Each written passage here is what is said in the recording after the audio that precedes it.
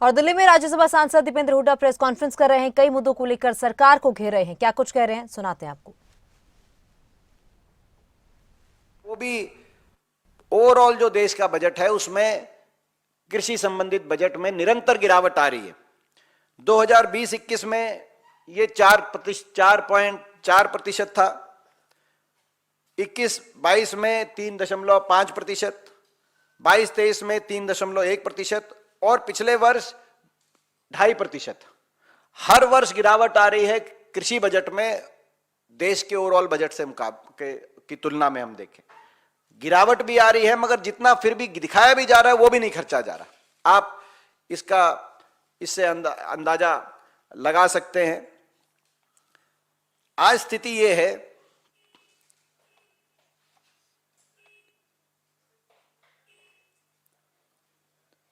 कि किसानों पे जो कर्ज है वो आखिरी आंकड़ा, अब आखिर सरकार ने आंकड़े देने बंद कर दिए हैं।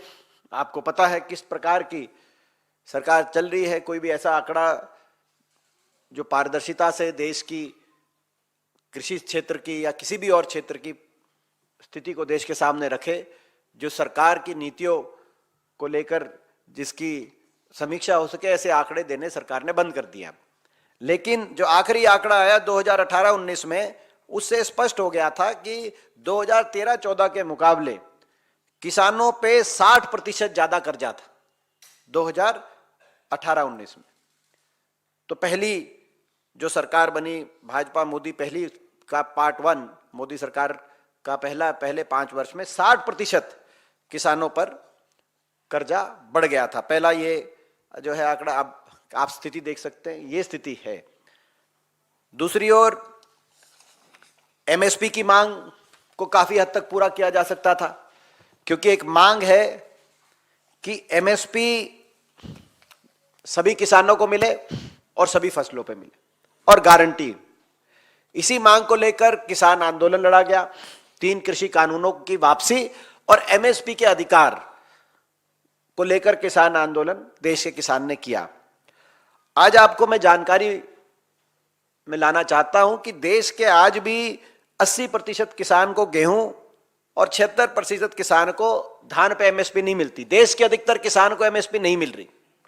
यह भारत सरकार ने माना है। पहली बात, गेहूं और धान पे भी, अधिकतर फसलों पे नहीं मिलती, कुछ फसलों पे मिलती है लेकिन अधिकतर फसलों पे नहीं मिलती, नंबर 1। नंबर 2, एमएसपी जो कहा गया था स्वामीनाथन कमीशन, 50% किसान को मुनाफा दिया जाएगा, और भाजपा के मैनिफेस्टो में भी ये बात है, उनके घोषणा पत्र में भी है कि 50% मुनाफा दिया जाएगा। वो एक बात भी के माध्यम से किसान को छलने का काम किया गया। अगर अब 10 साल इनकी सरकार के भी हो गए, अगर हम तुलना करें अलग अलग फसलों के एमएसपी के, आप अंदाजा लगाएं। गेहूं में